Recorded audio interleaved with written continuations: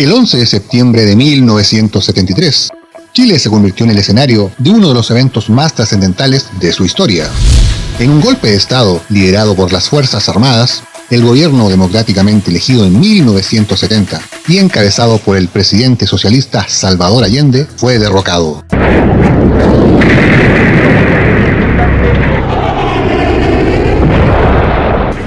Este acontecimiento marcó un punto de quiebre en la historia política y social de Chile, y sus repercusiones se extendieron a diversos ámbitos de la sociedad, incluyendo el deporte nacional, en particular el fútbol.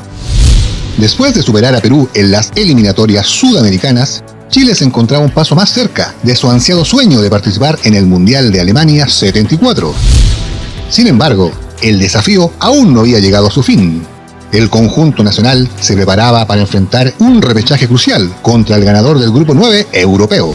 Este grupo estaba compuesto por equipos de la talla de la Unión Soviética, Francia y la República de Irlanda. Finalmente, los soviéticos se impusieron, lo que significaba que Chile se mediría con un rival fuerte en su búsqueda por la clasificación al torneo mundial. La selección chilena cerró su preparación con una última actuación en un enfrentamiento memorable contra un equipo combinado de Río Grande do Sul de Brasil, que contaba con la prometedora figura del joven volante Zico. La Roja brilló en este choque, demostrando una capacidad ofensiva asombrosa al vencer con un marcador abultado de 5-0. A una semana después del golpe de Estado, la selección chilena de fútbol se encontraba en una situación extraordinaria. Debía afrontar dos partidos clave para clasificar a la Copa del Mundo de Alemania 74, en medio de la incertidumbre y la represión que se vivía en el interior del país. El primer obstáculo fue preparar la visita a la Unión Soviética, una potencia futbolística europea y subcampeón de ese continente en aquella época. Sin embargo, el encuentro no solo fue un desafío deportivo, el contexto político y social se filtraba en el deporte. La Operación Moscú estaba programada para iniciar el 12 de septiembre, ya que ese día se comenzaba la gira previa al esperado partido contra la Unión Soviética. Sin embargo, la violenta intervención militar en la política nacional cambió radicalmente todos los planes. La Asociación Central de Fútbol, liderada por Francisco Fluxa, tuvo que reprogramar los trabajos de preparación apenas unos días después del golpe de Estado. El lunes 17 de septiembre, el primer avión autorizado por el régimen para salir del país despegó desde Cerrillos. El país estaba en un momento crucial y los jugadores partieron con mucha aprensión. Leopoldo Vallejos recuerda ese momento. Salimos del país con mucho susto porque teníamos la familia, yo estaba con mi señora y mis dos hijos y tuve que dejarlos para viajar, pero muchos jugadores no tenían muchas ganas de viajar. Entre eso me cuento yo, porque era un problema, los hijos nuestros eran muy chiquititos.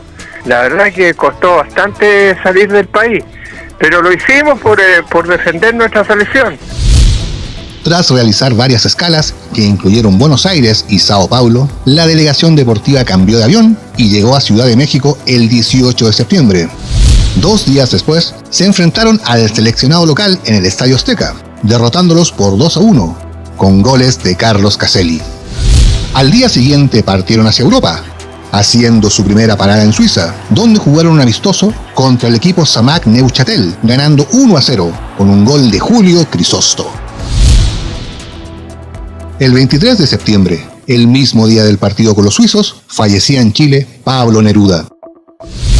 Después de los partidos en México y Suiza, hubo cierta relajación en la delegación nacional, especialmente porque se ganaron. Sin embargo, la tensión resurgió cuando Enrique Melconian, cónsul chileno en Alemania, les comunicó la ruptura de relaciones entre Chile y la Unión de Repúblicas Socialistas Soviéticas. Para el técnico nacional, Luis Álamos, esta noticia fue especialmente impactante, y los temores se confirmaron al llegar a la capital soviética. En Moscú, el recibimiento fue frío y distante. Las autoridades locales cuestionaron la autenticidad de la documentación de algunos jugadores chilenos, en particular de las figuras principales, Elías Figueroa y Carlos Caselli. Estos fueron retenidos debido a discrepancias en sus fotos de pasaporte, lo que reflejaba la creciente hostilidad de los soviéticos hacia la nueva política que se estaba gestando en Chile. La delegación nacional fue retenida en el aeropuerto durante más de 2 horas. El hecho es que todos sintieron miedo. Algunos pensaron que los retendrían como rehenes o algo parecido. Estaban aislados, sin posibilidad de comunicación, en un país del que desconocían su posible reacción. Su única defensa eran sus zapatos de fútbol. Afortunadamente, todo se quedó en temores. El trato fue frío, pero adecuado. No obstante, esas horas fueron muy angustiantes, lo que nos lleva a afirmar que lo vivido por esta selección en Moscú no tiene parangón en la historia del fútbol chileno. A pesar de las noticias desalentadoras que llegaban desde Chile, el partido se debía jugar. El desaparecido volante Juan Rodríguez recordaba así ese momento. No, ese partido fue difícil. Fue puros comentarios que veían que pensábamos nosotros que nos ubicábamos, que éramos chilenos, veníamos de acá de un régimen dictatorial, que pucha, nos podía pasar algo. Caminamos por las calles con un buzo con el escudo chileno y no nos daban ni bola, no tenían. La selección nacional dedicó un total de 3 sesiones de entrenamiento previo al partido crucial. El objetivo principal era forjar una sólida conexión entre Figueroa y Quintano, además de integrarlos de manera efectiva en el engranaje del equipo. Este proceso de adaptación resultó sorprendentemente fluido, en gran parte gracias a la innegable calidad de ambos centrales. Luis Álamos tenía un conocimiento amplio de sus habilidades, habiendo trabajado con el Flaco durante una extensa etapa en la Universidad de Chile, y también con Elías, a quien había dirigido en el Mundial de Inglaterra 66. La alineación de Elías Figueroa y Alberto Quintano marcó un hito en la historia del fútbol chileno. Estos dos formidables defensores compartieron el campo por primera vez, destacando por un biotipo poco común en nuestro fútbol.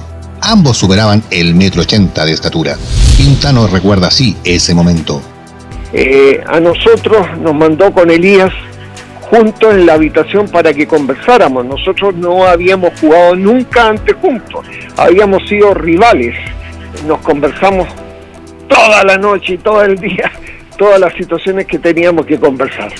Y ese fue el primer partido que jugamos juntos. Lo que sí, como antecedente, es de que él jugaba por el sector derecho y yo jugaba por el sector izquierdo. Y eso nos hizo que como dupla siguiéramos en las mismas zonas, tomando las mismas marcas. Su imponente presencia física y destrezas defensivas agregaron una dimensión completamente nueva a la selección. Esta pareja de centrales se convertiría en un pilar fundamental en los futuros desafíos del equipo, prometiendo una defensa sólida y segura en el campo de juego. El épico encuentro en el Estadio Lenin de Moscú. A pesar de la trascendental importancia de este enfrentamiento, el manto de secretismo cubrió gran parte de su previa. Se intentó evitar la presencia de periodistas y cámaras de televisión en el Estadio Lenin. Sin embargo, el diario El Mercurio envió a su corresponsal Hugo Gax, quien logró capturar algunas imágenes que se convertirían en tesoros históricos. Este majestuoso escenario albergó a 60.000 espectadores ansiosos por presenciar el duelo. La bienvenida a la selección chilena no resultó tan cordial como se esperaba. El público soviético manifestó su desaprobación hacia el equipo chileno, a pesar de que, curiosamente, algunos de sus jugadores no compartían las ideas del régimen de Pinochet, como Carlos Caselli y Leonardo Vélez, quienes nunca ocultaron sus posturas de izquierda. Vélez recuerda así ese momento. Nosotros que éramos jóvenes teníamos verdaderas utopías de que por un mundo mejor y por el socialismo, todo eso eso es lo que nos planteaba la revolución, revolución así entre comillas, de Salvador Allende. Entonces yo tenía pero muy claro lo que pasaba acá y los peligros que había. Lamentablemente mis compañeros no estaban en esa porque no tenían esa cultura, esa digamos, adherencia, incluso ni adherencia política a ningún partido. Para la audiencia local, Chile representaba al país bajo dictadura y las tensiones políticas se trasladaron al terreno de juego. La cobertura periodística y visual escaseaba, lo que llevó a construir la narrativa del partido principalmente a partir de las palabras de los protagonistas. Según los relatos, la Unión Soviética adoptó una postura ofensiva, atacando constantemente, mientras que Chile se enfocó en la defensa. Los primeros 20 minutos resultaron especialmente complicados para la selección nacional, ya que los rusos arremetieron con mucha ferocidad. Sin embargo, los héroes del día fueron Figueroa y Quintano, quienes se destacaron con una actuación casi perfecta, anulando a la estrella rival, Oleg Blokhin, elegido el mejor jugador de Europa en 1975. Julio Grisóstomo recuerda así la actuación de los centrales chilenos. Elías Figueroa con el Flaco Quintano quedaron con la cabeza, pero hinchada de tanto cabecear. Elías yo creo que ganó solo el partido, extraordinario. El portero Juan Olivares también tuvo una destacada actuación, enfrentando disparos peligrosos. Así lo recordaba el defensor Juan Machuca. Digamos, de la parte táctica, para mí Juan Olivares, porque no sé si de los primeros 45 minutos habremos jugado 12 efectivamente, porque la pelota salía, Juanito la tomaba, la ponía, después la acomodaba y siempre encontraba un pretexto como para mover el balón y después recién sacarla. Carlos Caselli y Sergio Ahumada tuvieron pocas oportunidades para enfrentar al portero soviético. El chino, exhausto por su incansable despliegue físico, no pudo concretar ninguna oportunidad. Su rol estratégico consistía en retener el balón en el frente y provocar saque de banda, estrategia que beneficiaba al resto de la defensa. En un partido eficiente que duró 90 minutos, cada jugador cumplió su tarea a la perfección. Calificar lo logrado en el Lenin como una hazaña se queda corto. Fue mucho más que una gesta heroica. Antes del partido, Elías Figueroa, en una conversación con Luis Álamos, sintió que esta era su oportunidad de redimirse con Chile, ya que no había participado en las eliminatorias de México 70, ni en los partidos contra Perú, en las clasificatorias sudamericanas. Recordar también que Elías llegó solo a Moscú, y allí recién se integró a los trabajos de la selección. La defensa chilena había contenido a la Unión Soviética. El resultado final fue un empate 0-0, llenando de esperanza a Chile para el enfrentamiento definitivo en casa. Chile se enfrentó 3 días después al París Fútbol Club en un partido amistoso en Francia, en el que sufrieron una derrota por 5-0. Los jugadores chilenos admitieron haber encarado el encuentro de manera relajada y no tomarlo en serio. Además, es importante destacar que jugadores claves como Figueroa, Quintano, Rodríguez y Caselli no estuvieron presentes, ya que habían regresado a sus respectivos clubes.